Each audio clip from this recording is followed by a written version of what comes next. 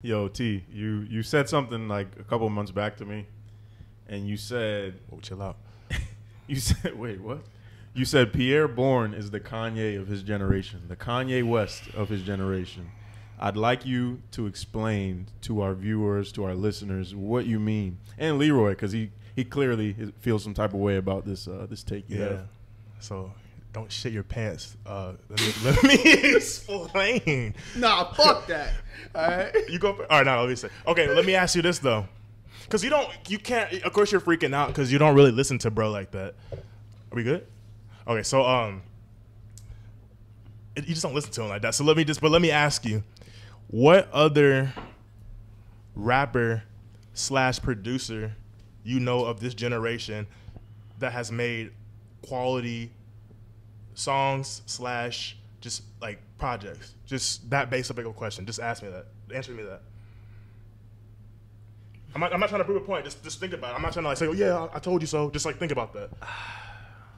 I'm not saying he's at Kanye level. Of course, he's not at fucking Kanye's level. I'm just saying what other rapper / producer our age is making their own beats, like engineering them, producing the shit, rapping over the shit, and it's quality, and it actually sounds good. We're like riding around to it, and has their own sound that people take. Own sound, quality projects of our age and shit. Okay, so you're comparing him in terms of that. Yeah, no, the fashion, the Billy, like all that shit. Fuck no. I'm just saying like on that like musical standpoint. Okay, so then I guess you could just say he's like Kanye in regards to just he raps, produces, and engineers his own shit At a high level. At a high level, because there are niggas doing that, but it's not as quality. Not yeah. I mean, I guess. Yeah. I mean, I still don't really see. I think when you throw Kanye out there, it's just. I know it sounds crazy. It's gotta make sense. Like bro. Troy just said that, then like period. I was like, all right, I gotta elaborate on it. And but Kanye is a crazy ass motherfucker to me personally. But there ain't no denying he a legend, obviously. My point is, if we talking about a nigga like Pierre Bourne, because you don't listen to him like that. That's why bro, like, I still listen to him from what you tell me, bro. Right. I'm not saying no. I fuck with him in regards to like what you show me and shit. There's a couple songs I listen to him and shit with him. I fuck with him, but to put him in the same sentence as Kanye, I'm just like, nigga, what? You know what I'm saying? It just does not make sense. It just doesn't make sense. It does make sense. Hear me out. That was my initial reaction. I was like, what? I'm standing Kanye. But then I thought about it and I was like, nah, that makes sense because I cannot think of one other person that is at a high level producing their stuff, engineering it, and rap besides Russ. Mm-hmm.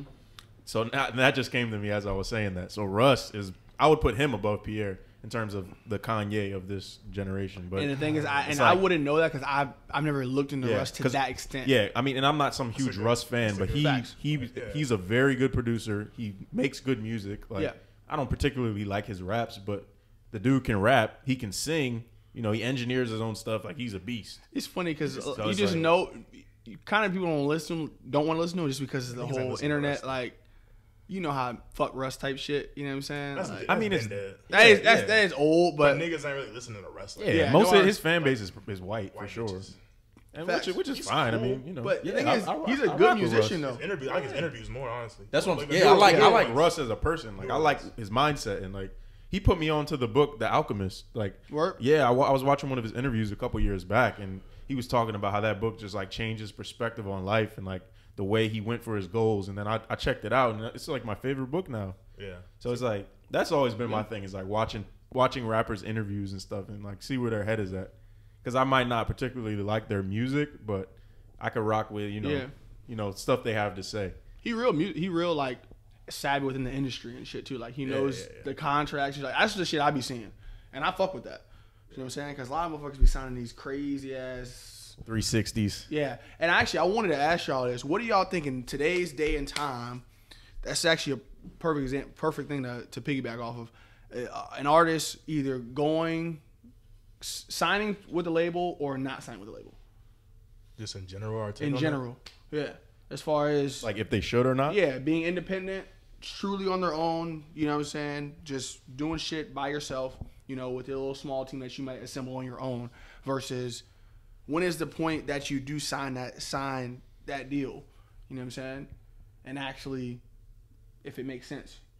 Just if you want does that it ever make push sense? or not, like it kind of depends on just the artist, how you are in general. Like if you're somebody trying to like get the pop shit, like the hits and shit like that, and you're just kind of like right there, and you need the extra push for people to like put you on playlists, and like then that's the opportunity to where you want to like sign a label and shit. But if you just want to be like just on your own, independent, you got your team, and you feel like you don't need that shit, then most niggas, that's why most niggas are independent. They say fuck a label type shit. They feel like they can like, they're already doing some shit like that. I'm trying to think of somebody who's like super successful and independent. Like An independent? Yeah. Russ.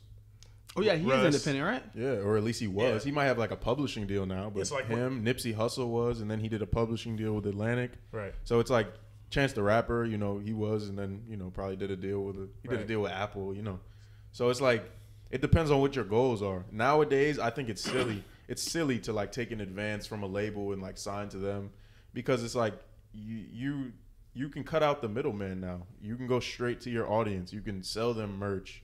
You can, you know, you can book shows. You can do all these things and preview your own music. Like you don't need this entity that's like ruling over you.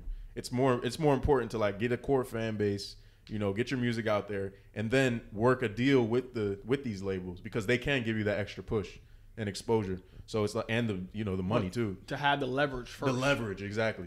So it's like get your leverage first by having your core fan base, you know, your numbers, your sale, all that, and then you could do a deal with a label. Mm-hmm. That's how I see it. Yeah. I feel like sometimes niggas even probably have all that and they're pushing shit, and it's just not going. Because sometimes in the end, it's just like if you're the chosen one type shit, like, and your shit just like you get like a hit out of nowhere. So I feel like even if you're doing some shit like that, you might just need that label at the end of the day to like just like push your shit to a new level that you probably can't obtain. So I don't know. Sometimes it just depends on that. Like for instance, if Lil Nas X was not signed to a label, he would not have anywhere like, near the reach he does. Yeah, like was he signed before he dropped Old Town? I doubt it. Yeah, I think no, he was not. Yeah, No, he no. just dropped it like Yeah, on some overnight SoundCloud shit. Yeah, on some shit, SoundCloud shit. Yeah. And then someone picked it up. They were saying a lot of labels didn't really necessarily want him, but wanted the song. Yeah. And then he finally found a label. I don't know what label he signed to, that decided they wanted him. And then obviously now he is who he is. So, Bro. which, hey, It's hey. No, I was just gonna say it's crazy that Old Town Road is the #1 song of all time. Ever.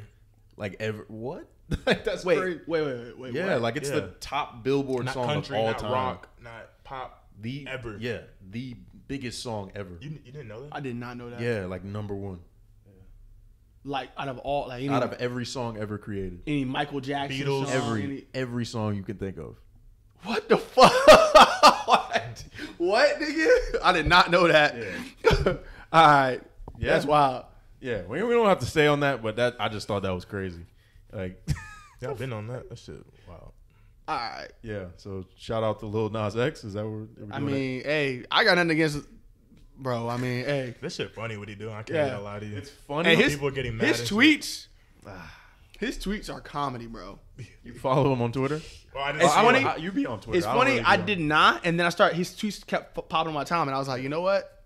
He's like I gotta follow this nigga. He funny. he's a classic troll. Yeah, Yeah. and he knows how to do it the right way. I feel like personally, but Sus troll. Yeah, he's low key though, very sus troll. which is what makes it funnier because he makes fun of himself. I guess. So you know? the problem I have with it is like, it's cool, like be yourself, whatever, you know, The kid shit. be free, do whatever you want to do. Yeah, the kid. It's like the problem I have is like I feel like he's being used by his label or whatever entity. Like I know he makes fun of it, like, oh, shout out to the gay agenda, like in a funny type of way, but I think the powers that be are using him as a puppet that's like pushing this image, these satanic images, and is like introducing all this sexuality to children and all this type of stuff. And it goes both ways. It goes for like somebody like Meg Thee Stallion too, you know? Fact. Like I'm not saying that they sign their souls away, but I think that these labels are pushing these images that they want. And they have these people that come at them with these different ideas and things of Yeah. that nature that sound like, oh shit, this is cool, and then it ends up turning into that fucking video where he's fucking sliding down the pole from heaven. I ain't gonna lie, when I saw that, I think it's cool. When I saw that, I was like, I just genuinely felt uncomfortable. I was like, oh shit. Like, I see what you're doing, but I gotta turn this. Bro, off. I fuck with you, bro, but I gotta turn this off.